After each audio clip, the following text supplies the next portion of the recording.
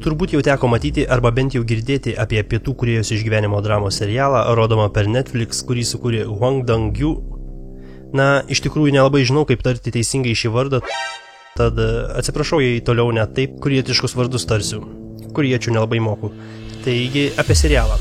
Serialas sulaukė milžiniško populiarumo ir tai yra pats populiariausias serialas Netflix istorijoje. Per mažiau nei mėnesį jis pritraukė 111 milijonų žiūrovų. Tad šį kartą pakalbėsime apie Squid Game arba lietuviškai verčiant kalmaro žaidimą. Šis serialas tiek kiekvienų yra mėgstamas, tiek kitų yra kritikuojamas, ypač dėl savo žiaurumo rodomo seriale.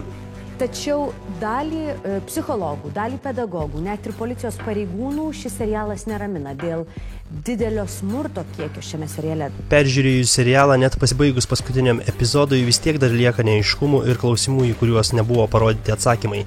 Tad kyla klausimas, ar bus ir antras sezonas. Į šį klausimą režisierius iš pradžių atsakė gan dviprasmiškai, kad neturi didelių planų antram sezonui. Po kiek laiko jis prisipažino, kad jaučia gan didelį spaudimą antrajam sezonui, o visai nesenai pasirodė naujienos, kad antrasis sezonas vis dėlto bus kuriamas. After this huge success, we gotta do something about season 2, right? So it will come out. I believe it will come out, but just I don't know yet, how and when it will come out, but it will come out eventually. Įdomu ir tai, kad scenarijų šiam serialui režisierius parašė jau gana senokai. Tai yra apie 2008 metus ir idėjų sėmėsi iš komiksų apie ekstremalius žaidimus. Hwang Dong-gyu parašė remdamasis tuometinę savo situaciją ir aplinką. Tuo metu jį irgi spaudė skolos ir jis gyveno su mama. Tuometinį laikotarpį jis apibūdina kaip žemiausią tašką savo gyvenime. Jis buvo palaužtas ir kovojo tiek su emociniais, tiek su finansiniais sunkumais. Todėl ta neviltis atsispindi ir seriale. Du pagrindiniai veikėjai Gi-hunas ir Sang-woo buvo pagrįsti paties režisieriaus asmeninė patirtimi ir atstovavo dvi jo paties pusės. Gi-hunas turėjo tos pačius aspektus, kai jį augino ekonomiškai nepalankioje padėtyje esanti vieniša motina Seulo Sangmun rajone, o Sang-woo buvo tai dalis, kai Hwangas, režisierius vėliau lankė Seulo nacionalinio universitetą su daugybė lūkesčių iš savo šeimos ir kai kurių aplinkinių pavydų. Šie vardai yra paimti iš tikrųjų jo vaikystės draugų. Policijos pareigūnas, kuris vyksta ieškoti savo brolio, taip pat žmogus iš režisieriaus gyvenimo, kuris kaip ir filme turi vyresnį brolį, kuris tokiu pat vardu. Pagrindinis jo pasirinktas kalmaro žaidimas tarp korėjiečių vaikų buvo populiarus 80-ame dešimtmetyje. Hwangas prisiminė kalmarų žaidimą kaip fiziškai agresyviausią vaikystės žaidimą, kurį vaikystėje žaidė.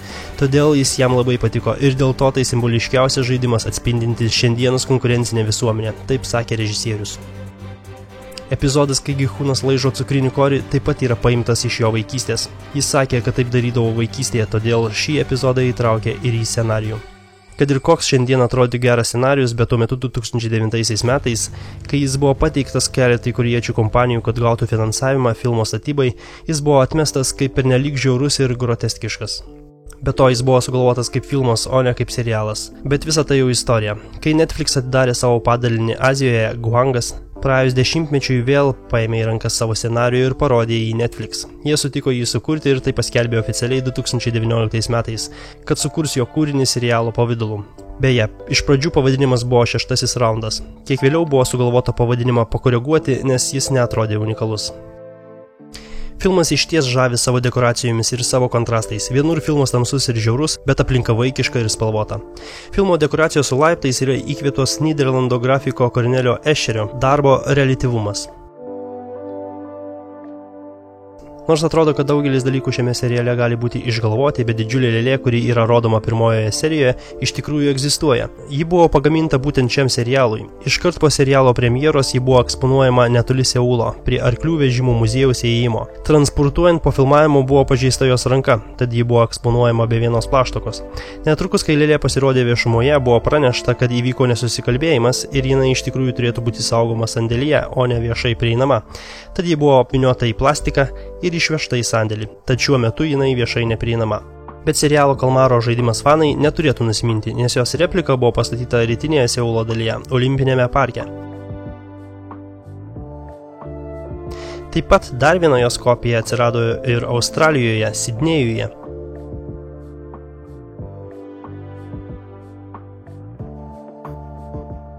Bei mažesnė jos kopija yra ir Filipinuose.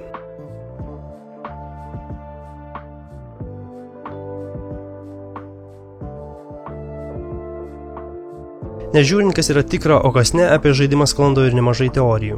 Kaip jau žinote, paskutinėme epizode paaiškėjo, kad žaidimo kūrėjas yra vienas iš dalyvių, tai senukas pažymėtas numeriu 1. Viena iš teorijų yra, kad numeris 1 pasirinktas neatsitiktinai ir tai turi simbolinę kaip pirmo žaidėjo, kaip kūrėjo reikšmę. Numeris 1, kuris viską valdo. Taip pat jis yra vyriausias dalyvis visame žaidime ir daugiau tokio amžiaus dalyvių nėra. Žaidžiant raudoną žalią šviesą atrodo, kad jis mėgaujasi žaidimu, kai tuo tarpu aplinkui yra žudomi kiti žaidėjai. Be to, lėlės skeneris, kai skanuoja žmonės ant dalyvių, lyg uždeda žalsvą foną, kai tuo tarpu ant senuko ir aplink jį lyg ir nėra to fono. Tai reiškia, kad jis yra neliečiamas. Be to, 5 serijoje, kai policininkas ieško savo dingusio brolio ir peržiūri žaidėjų sąrašus, atvertus 2020 metų žaidėjų sąrašą, šis prasideda nuo numerio 002, o kur numeris 1, tai reiškia, jis nėra net įtrauktas į sąrašus. 4 serijoje jis pradeda maldauti liautis sustabdyti žudynės ir taip įvyksta.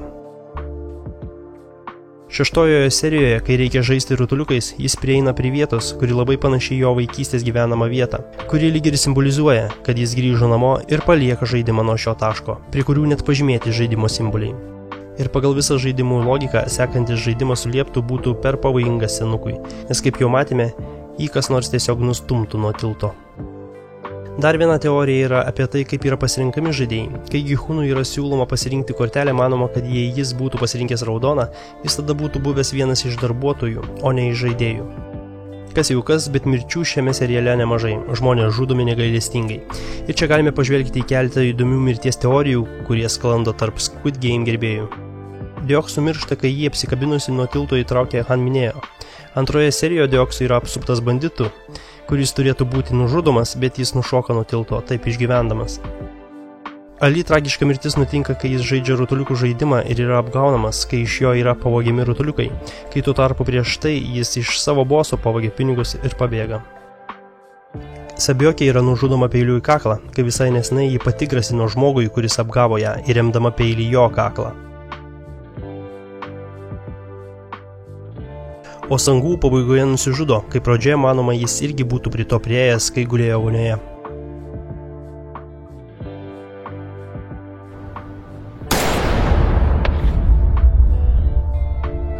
Policininkas, kuris ieško savo brolio, miršta įkritęs į vandenį, kai prieš tai, kad išgyventų į vandenį įstumė vieną iš darbuotojų. Bet ši mirtis palieka ir klaustuką, nes neparodoma, ar jis tikrai mirė, jis galėjo ir išgyventi.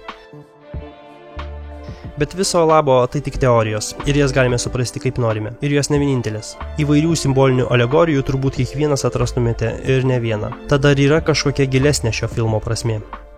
Paskutinėme epizode senukas gulėdamas mirties patale paaiškina, kad žaidimą sukūrė iš nuobodumo ir norėdamas pajusti vėl tą jausmą, tą smagumą, kai buvo vaikas ir žaisdavo su draugais. Ir atrodo, kad žudynės žiaurios ir negailestingos, vis dėlto jis pamini gan svarbią detalę. Atrodo, kad pamiršai, jog neprivalėjote žaisti ir jūs visi pasirašėte sutartį. Jūs visi patys priėmėte sprendimą grįžti atgal.